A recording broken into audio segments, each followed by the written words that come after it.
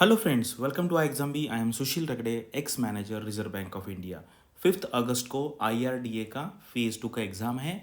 और अगर आप बैंकिंग इंश्योरेंस के एग्ज़ाम देखेंगे तो ये सबसे अलग एग्ज़ाम इसलिए है क्योंकि इसका जो फेज़ 2 है, आपको पेपर पे लिखना है आपके बॉल पेन पॉइंट से। ठीक है, तो यहाँ पे कैन वी यूज़ 2 पेन्स, ये भी बहुत सारे लोग मुझे पूछ रहे कि जैसे आप ब्लैक में लिखोगे, ब्लू से अंडरलाइन करोगे, तो इस तरीके का क्या आपको करना चाहिए, क्या नहीं करना चाहिए, और किस तरीके से आंसर करना है, और कौन से इंपॉर्टेंट पॉइंट है वो हम इस वीडियो में डिस्कस करेंगे। चलो वीडियो स्टार्ट करते हैं।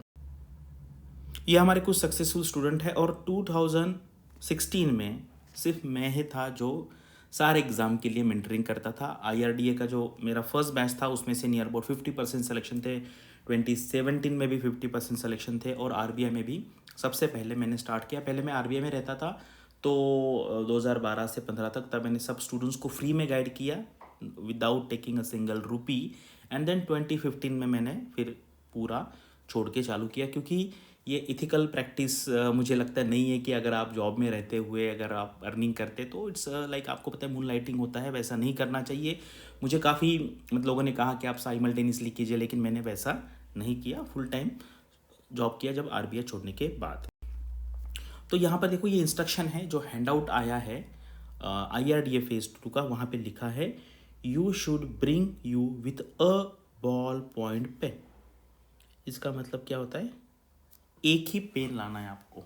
ठीक है, एक ही पेन लाना है यहाँ पर। और उसमें ये भी दिया है, a simple pen and ink stamp. आपको पता है क्योंकि वहाँ पे आपको स्टैम्प यूज़ करना है खुद का। पहले वो सेम यूज़ करते थे, लेकिन कोरोना की वजह से वो अभी हर एक को अपना खुद का लाने को बोल रहे हैं। आपको ब्लू या ब्लैक स्टैम्प पैड लाना है।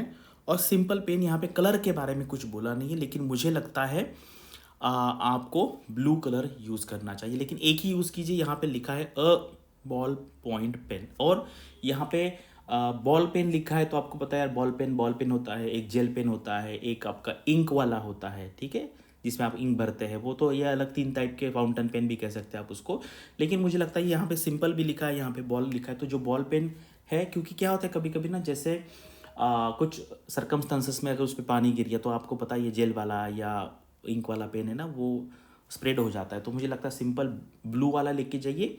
और अगर आप सेफर साइड के लिए 2 पेन लेके जाइए, अलग अलग के मत लेके जाइए, एक ही। और उनको बोलिए कि सर कुछ हो जाता है, मान लीजिए कभी कभी पेन बंद हो जाएगा, और सब लोगों ने एक ही लाया तो क्या करेंगे आप? तो इसलिए सेम टाइप के 2 पेन लेके जाइए, लेकिन सेम कलर के लेके जाइए। ठीक है, अल्टीमेटली आप पे डिसाइड है आपको क्या करना, कर सकते हैं, लेकिन मैंने मेरा व्यू क्या है यहाँ पे ये बता दिया है।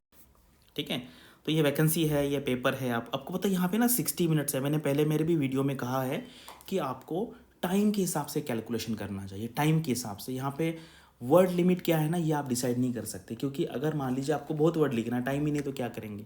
तो इसलिए जितने क्वेश्चन होंगे जब, और मैंने मॉक टेस्ट में अलग अलग टाइप के क्वेश्चन की प्रैक्टिस कराई है। कुछ क्वेश्चन 20 मार्क के थे, कुछ 10 मार्क के थे, कुछ अलग अलग टाइप का वैरायटी किया, क्योंकि आप एग्जाम में किस तरीके का भी आंसर लिख सके। तो आपको टाइम देखना है, एंड देन टाइम एलोकेट करना है हर क्वेश्चन को, और उस टाइम में आप जितने लिख सकते उतना लिखिए। ठीक है, अगर मान लीजिए वो कहते हैं कि 600 वर्ड में लिखी है और आपके पास टाइम ही नहीं, तो इसलिए उसका टेंशन मत लीजिए आप वर्ड का। आप टाइम के हिसाब से आपका जो बेस्ट है वो वहाँ पे देने का ट्राई कीजिए। और काफ़ी अच्छी वैकेंसी है यहाँ पर। ठीक है, बहुत अच्छा जॉब है ये। आप जाने के बाद पता चलेगा। मैंने देखा है कि जो लोग IRDA से RBI में आए ना, उनको उनका प्रीवियस ऑर्गेनाइजेशन अच्छा लग रहा है। भले ही ये ग्रेड A है, लेकिन one of the best jobs है। RBI से ज़्यादा नहीं कहूँगा, लेकिन मैं उसके इक्वल कहूँगा, या थोड़ा सा कम। ठीक है, बहुत अच्छा जॉब है। इंश्योरेंस सेक्टर इंडिया में बहुत ग्रो होना बाकी है, बहुत पावर है IRDA के पास। तो यहाँ पे देखिए, आप कोई भी आंसर लिखेंगे तो आपको ये याद रखना है कि insurance density and insurance penetration पे क्या फ़र्क पड़ेगा, ये आपको ध्यान रखना है। जैसे मान लीजिए इंश्योरेंस डेंसिटी क्या होता है, सिंपल याद रख। डेंसिटी क्या, आपको हम पॉपुलेशन के बारे में डेंसिटी हर बार बात करते, तो यह है प्रीमियम। प्रीमियम कितना कलेक्ट होता है और डिवाइड बाय पॉपुलेशन, यह है insurance density. And insurance penetration का मतलब है प्रीमियम अपॉन GDP। ठीक है, तो ये 2 पॉइंट आपको याद रखने हैं कि कोई भी क्वेश्चन होगा तो फाइनली इंश्योरेंस सेक्टर का पर्पज है ये 2 चीज़ों को बढ़ाना। ठीक है, इंश्योरेंस डेंसिटी को बढ़ाना, इंश्योरेंस पेनिट्रेशन को बढ़ाना। और मैंने जो स्पेल्ट वाला मेरा फॉर्मूला दिया है, SPELT, एस यानी कि सोशल। कोई भी आप आंसर लिखें उसमें देखना सोशल एंगल क्या है, पॉलिटिकल एंगल क्या है। ई से 3 आते हैं, इकोनॉमिक, एनवायरमेंटल इथिकल एंगल, ठीक है। एल से लीगल आता है, उसके बाद कॉन्स्टिट्यूशनल भी आता है, टी से टेक्नोलॉजी आती है, या टाइम यानी कि आप हिस्ट्री से, प्रेजेंट से, फ्यूचर से एग्जांपल दे सकते हैं। एंड टी यानी कि थिंकर, अगर कोई थिंकर है तो आप उनका दे सकिए। टोटल 10 पॉइंट्स हैं। मैं यहाँ पे कहूँगा आपको कि इथिकल है, जैसे इथिकल है, इथिकल, एंड दूसरा जो है वो टेक्नोलॉजी, ठीक है।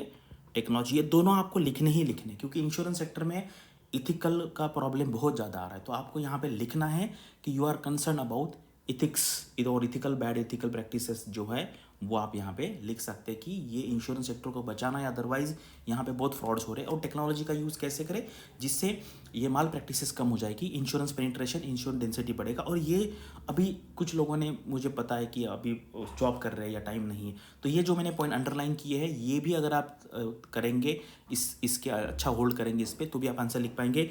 Application of utility theory to insurance premium setting, systemic risk and concentration risk, insurance investment in infrastructure, functions of IRDA, FSLRC, RSBY health insurance scheme for below poverty line, risk and uncertainties, legal foundation of insurance, reinsurance, agriculture and export credit, reinsurance यहाँ पे, and GIC, ठीक ये। और यहाँ पे principles of insurance. तो ये मैंने बहुत ज़्यादा इंपॉर्टेंट पॉइंट बता दिए कि अगर आपके पास टाइम कम है तो ये देखना। तो ये जो पेज पे मैंने ये स्लाइड पे जो जो एक्सप्लेन किया है उसको अच्छी तरह से कीजिए।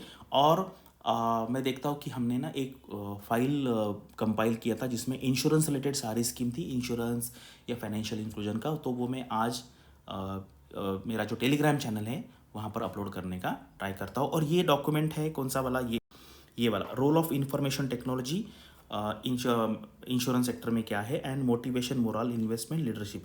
तो इसका भी एक मैंने फाइल बनाया हुआ है, वो मैं आपको दूंगा, वो आपको पढ़ना है। और दूसरा insurance related, financial inclusion related कोई गवर्नमेंट स्कीम है उसका भी एक डॉक्यूमेंट दूंगा। तो इतना भी अगर आप रिमेनिंग डेज में करेंगे तो आपको काफ़ी यहाँ पे बेनिफिट होगा। और ये मेरा हैंड राइटिंग है और मैं हर बार दिखाता हूँ, क्योंकि मैंने जितने कंपटीशन में पार्ट लिया था, स्कूल में होता है हैंड राइटिंग कंपटीशन, तो उसमें मैं हर बार मतलब मुझे प्राइज़ फर्स्ट सेकंड ऐसा प्राइज़ मिलता था। तो हैंड राइटिंग देखो, हैंड राइटिंग निकालना ना ये क्या है, आप पे डिपेंड है, ठीक है। अगर आप पर्पसफुली सोचेंगे कि यार मुझे अच्छा हैंड राइटिंग निकालना है तो अच्छा आएगा। एटलीस्ट मुझे पता है अगर आप फर्स्ट क्वेश्चन लिखेंगे, फर्स्ट लिखेंगे, सेकंड लिखेंगे, तो फिर उसके बाद उसकी क्वालिटी जो है वो डिटेरियोरेट हो जाती है। तो इसलिए एटलीस्ट पहले 2 क्वेश्चन में अच्छे तरीके से आप हैंड राइटिंग निकालने का ट्राई कीजिए। ये भी मैंने भी मतलब ये है, अगर मैं नॉर्मल निकालता हूँ तो इससे थोड़ा ख़राब आता है, लेकिन ये मैंने बहुत और यहाँ पे टाइम का भी है, अगर आप टाइम अच्छा है आपके पास अवेलेबल तो हैंड राइटिंग अच्छा आएगा। लेकिन एटलीस्ट ये याद रखिए कि वो लेजिबल हो, यानी कि सामने वाला जो है वो उसको अच्छे तरीके से पढ़ सके। तो बस यही था। आपको कुछ लोगों ने मुझे कहा कि सर किस तरीके से करना है, कोई इंपॉर्टेंट पॉइंट से बता दीजिए। तो ये मेरे तरफ से है। अच्छे से पढ़ाई करना, बहुत अच्छा जॉब है, सीरियसली लेना। अगर आप कोई जॉब भी जा रहे हैं तो जॉब पे जा रहे हैं तो एटलीस्ट लास्ट के 2-3 दिन तो भी छुट्टी लीजिए, यानी कि आप 10-12-15 घंटे पढ़ाई करके इस एग्ज़ाम में आप सक्सेसफुल हो सके। Thank you for watching this video and all the best for your studies and upcoming examinations.